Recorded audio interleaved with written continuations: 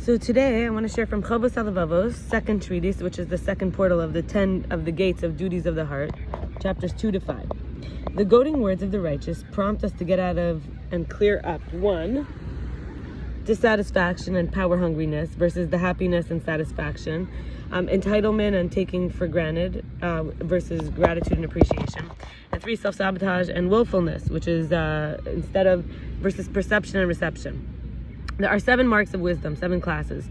1, the primary elemental and fundamental wisdom, which is the earth at the center. Close to it and right above it is water. The oceans are kind of like imprisoned, and then we have the fire with everything held in its place and in its measure. 2, we have human wisdom, which is a small-scale universe that completes the ordered, serves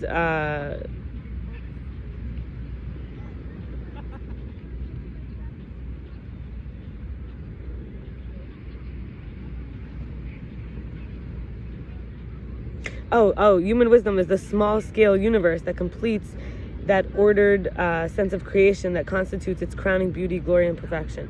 3, we have individual human being, which is a man is a microcosm, resembling the macrocosm. Physical strength, structure, nefesh, faculties, and light of reason. In iyov 19:26, it says, "From my flesh I see God," which is the physiology, the function, and anatomy, the form, the psychology, which is the self. And in iyov 10:10 and 11, it says, "Did you not pour me like milk and curdle me like cheese, clothe me with skin and flesh, and cover me with bones and sinews?" 4, other living species and creatures. This is fish, animals, and bugs. 5, we have plants and minerals, natural products. 6, we have science, arts, crafts. These are all to gain the benefit and obtain a livelihood. And 7, we have Torah and its statutes to teach us how to serve the Creator. And it secures for one who diligently lives according to their dictates the immediate happiness here and also a reward in the hereafter. I want to share from Lund. She says, life planning could be crafting a vision from the mind and the heart. It's, in a daily use, we tap into the divine guidance for alignment and course correction when necessary. We use exercises and tools to relax and flow in kind of like into the sessions of our life.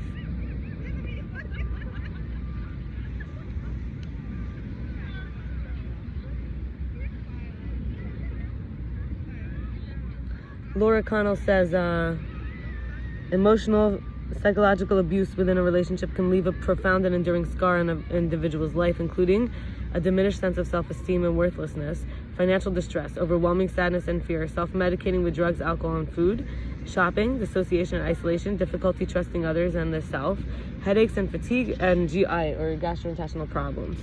Terri Cole says on self-worth, do you feel not good enough for no matter what, and do you undervalue your development, your accomplishments, or brush off compliments about your work? Do you use humor to deflect attention, putting yourself down before anyone else can? Simply for being alive is, self-worth is the deep internal sense of being enough and inherently deserving of love and belonging. So again, simply for just being alive. We don't have to achieve or do or become something to earn the worthiness. The worth and goodness is not only the value we bring to others, nor is it dependent on our last accomplishment. In other words, children don't need to achieve extraordinariness or do chores to earn love. Growing up around adults who can't always show the love and care that was needed. Maybe they were critical, emotionally immature, unavailable. Such experiences chip away at one's sense of self-worth and sense of worthiness, and or we're taught that love is conditional or that one needs to perform to be valued. The parents' limitations or challenges were not ever about the child, and their behavior doesn't define my worth, even if it felt that way. It's an inside job as an adult because now I have the power to build a sense of self-worth. And there's signs of low self-worth in struggling would be a heightened sense of failure that makes setbacks feel unbearable.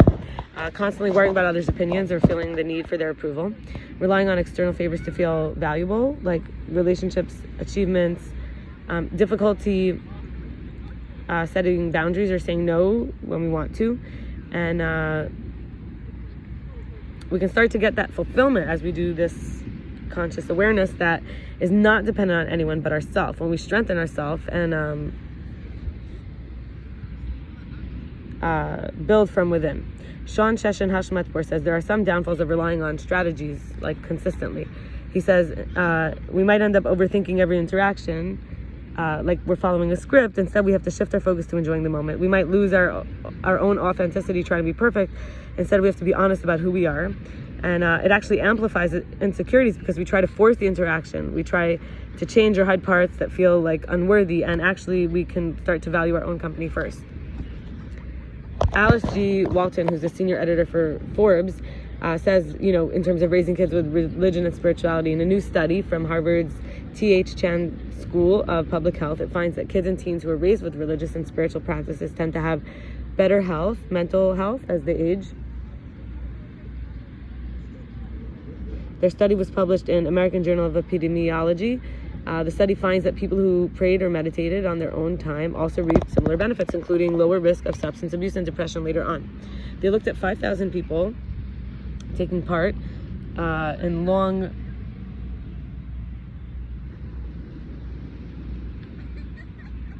long-term nurses health study.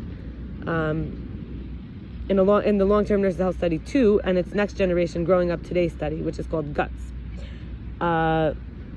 The young people were followed for 8 to 14 years to see if the frequency with which a child or teen attended religious services with their parent or prayed or meditated on their own correlated with their health and mental health as they aged into their 20s and grew.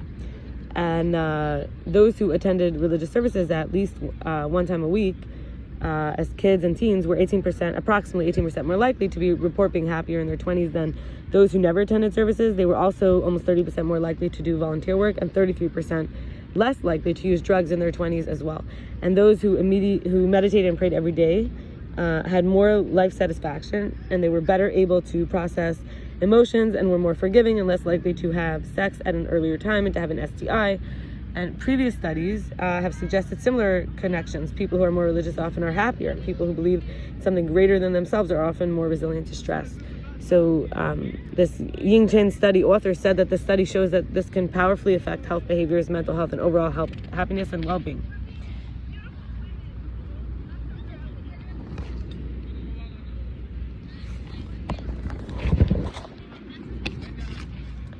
Additionally, other work has shown that the me centers of the brain, those active when you're thinking self-referential worry-based thoughts, they quiet down, and areas involved in perceiving the external world as other also deactivate, suggesting that one way religion or spirituality benefits mental health by reducing the tendency to think about ourselves at the same time dissolve our sense of separateness. In other words, there's less other and we feel more me.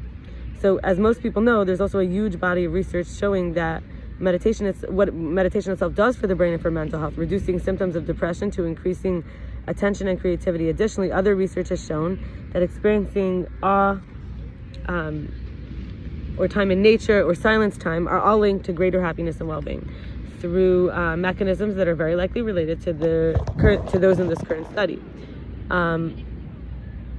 One drawback of the study was that the participants of the study were mostly white, female, higher socioeconomic status, and the study would need to be repeated in a more diverse population to see whether the phenomenon holds true for other demographics.